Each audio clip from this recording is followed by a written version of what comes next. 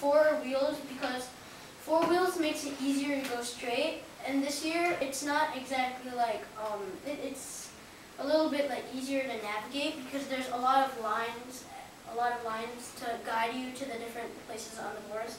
And so that's easier for the robot to go straight. And we also made sort of a frame around our robot, which makes it much easier to attach our attachments. And it's also a lot easier to take it on and off because it's an easy place to put it. And also, we use more passive attachments than active attachments. Okay, so what do you mean by a passive attachment versus an active attachment? Well, A passive attachment is when you're not using the motor to make it Actuate. yeah. It's not actuated. Yeah. Passive attachment. Okay. Yeah. an active attachment. You use the motor to get what you're getting. Like this is one of our examples of a passive attachments because this goes right on the frame. And this is our active attachment because it goes on the motor. So we try to have less motor attachments because it's much harder to put them on and off, and there's more chance of variability. And as you can see, we have attachments on both sides of the robot, which so we don't have to like keep putting like a huge jumbo on the front of the robot. We can also align with the front of the robot, and we can like use the back of the robot to do some missions too, like the thermometer and the. So this passive attachment, it works with this, like, goes back, turns, and Nice. 2 motions. How many missions have you been working on? We've done all of them except these 2. We wrote a program for these 2, but we couldn't fit it in our time limit.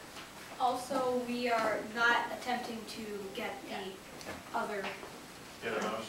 The other rat? Yeah, the other rat. So what's your strategic goal today for number of points in a game, or 2.5 minutes? Our goal, like throughout the season, was to break 200, and we really get pretty close. And this morning we also did pretty well. We got more than 150, and so our goal now is to get a score like over 150 because that's right now our best. So it's been changing. Okay. So what's your favorite mission or run? What's your favorite run that you have programmed? Each of us have a different favorite run because each of us have worked on different missions, and their personality, they like different missions because it's challenging or it's fun to do or it's like it's easy to navigate to. So. And my run that I worked on was around the back with the thermometer and the timer. And I personally like those because they are challenging and they're a little bit like hard to access places because one's really low and one's really high. And so solving that problem was really enjoyable. Hey, do you have one you want to show us? Yeah. We'd like to show you the refrigerator, bring back the refrigerated truck. Okay. So we get the truck and then we put it back.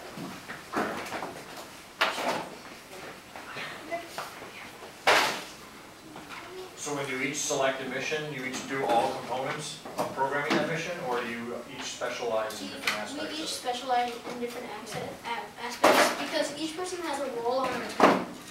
And so, like, whoever is like really interested or is really like good at doing programming or building the attachments, then they're like we combine those roles and then we make like a master program.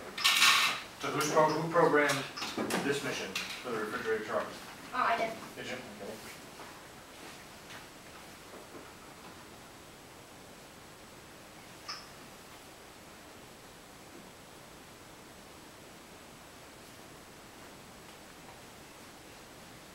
So can somebody explain this mission, what we're going to see? So, Okay. So we're gonna see the robot. It's all, as you can see, an active attachment because that arm is gonna push this refrigerator trailer into this white area,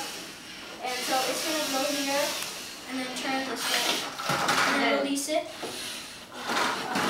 And so what it's supposed to do is push the attachment, push the trailer off of that red platform. And the reason that we had sort of a raised platform is we found that it's really hard to steer it like back into the area because of the wheels and the friction that they cause. So we put it on a raised platform that it could easily come off of. And really, it just pushes it off when it's in the optimal position. Yeah, so basically what we did this year that was better than last year was last year we took way too much time sorting through the programs.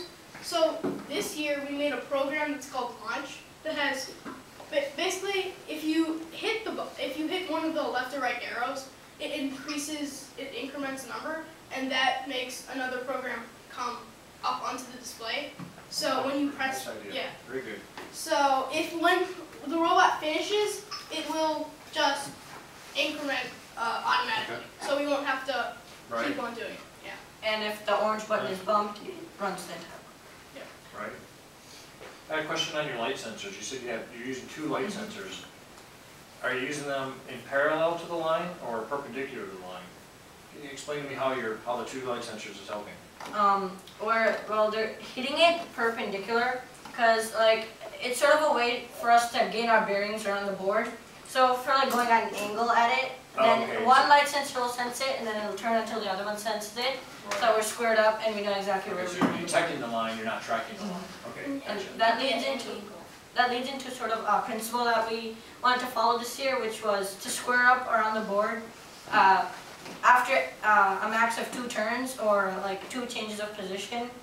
And so in many of our programs we square up with the wall or with the line. Right, so you will make that correction during one of your runs, you'll square up to the line. Terrific. Yeah. Another thing about the light sensors was that this year we made a program that last year we had to bring the robot all the way to the other side of the table and then make sure the light sensor was on the black line and then do it on the white line. But this year we made a program that, basically the robot just goes this way. It goes forward, backward twice, and it gets all the highest value and the lowest value, and it gets the data. It stores it in the data file. So And then the other programs access that data file when they need the license. Ah, Yeah, so very the good, so you're latest data. dynamically figuring out the contrast. Yeah. Very impressive. So, Yeah. so do you require a calibration run to be able to Yeah. identify Yeah. first? Yeah. Okay. Yeah, it's called auto calibration. And then now it's in the data file. Right. All our programs. Because it sensed this line. Because we use line for many of our missions, the groceries, and The last run over there, which gets the sink, the east wall, the thermometer, and the cooking timer, and Yeah, we found that squaring up on the wall, it takes time. So with the dual light sensors, it can square up on the line. So instead of backing up somewhere, we can square up on the line and then in our mission and then just continue on from there. That's very good. So what run can you do that accomplishes the most missions? Do you have one run that does that? it depends on whether it's like points-wise or just gross missions-wise. Because Well, there's 2 missions that I think, 2 runs that I think do the most missions. So the first is our virus run where we get these 2 dispensers. We get the corn and the pesticides over here. And then the other one, and the other one is the back-end mission. Which uses dual light sensor. Yeah, which uses Joule. So we deliver the viruses and 1 bacteria into the sink, and then we do the cooking timer and the temperature. And we also reset the little fish into its place, because when we actually get our fish, we bring the little fish, and so in that run, we send it back to its place. Okay, so kind of getting to the end here, but how many viruses can you put into the sink? Time-wise, we can only put 1. We sneak the viruses. yeah, with the viruses. Bacteria. Oh, sorry, bacteria. Bacteria? Yeah, so we sneak 1 in with the bacterium, with the bulldozer attachment, so it dumps all of them in here. We could only get 1 because we had most of the missions, right, most of the runs get us a lot of points, and we just can't do that. So we like pack in all the viruses in one bacteria, and we dump them all in the sink. Great. Thank you guys for coming in. We have a song. That we would like to show you, and one. All right, quick, yeah. But Just tell them you're playing really hard to win with your robot to take core values on your mind. Research you will find showing great performance by being so kind. Say we are Xbox. Sing it! You are awesome. Everybody, We are Xbox. sing it! You are awesome. and we have sort of team huddle. I want to show you. Xbox explode in 3, 2, 1. Xbox! All right, thank you, appreciate it. And we have a little gift to you as well, which is a bookmark Oh, that vibes. shows you why you should be Thank you. food safe, like for a project, and how you can be food safe. And this is sort of a list of pointers on how you should keep your cooking temperature safe for any food you make. Hey guys, up there. Very nice. Thank you very much, guys. Thank you so much. Good luck today. Thank you. Thank you. You have all your Hope you get to that 200 mark. Thank you.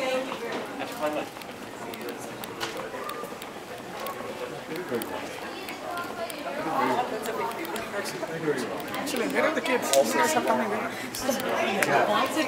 mission did nothing did very well. All the questions they did very well. Actually, with us, in the end, they should have tried one more mission. Only testing didn't show them, but I don't think that mattered much because they covered like so much ground there. Good You job. guys did very good. Good job. Good job. I mean, if Good you're job. impressed by Good that, job. with the knowledge of robotics, I really showed up. I really like it. Good job, man. Good job. So what's next? The last round? It's at 1 o'clock, but see right now, they have, this time, you didn't have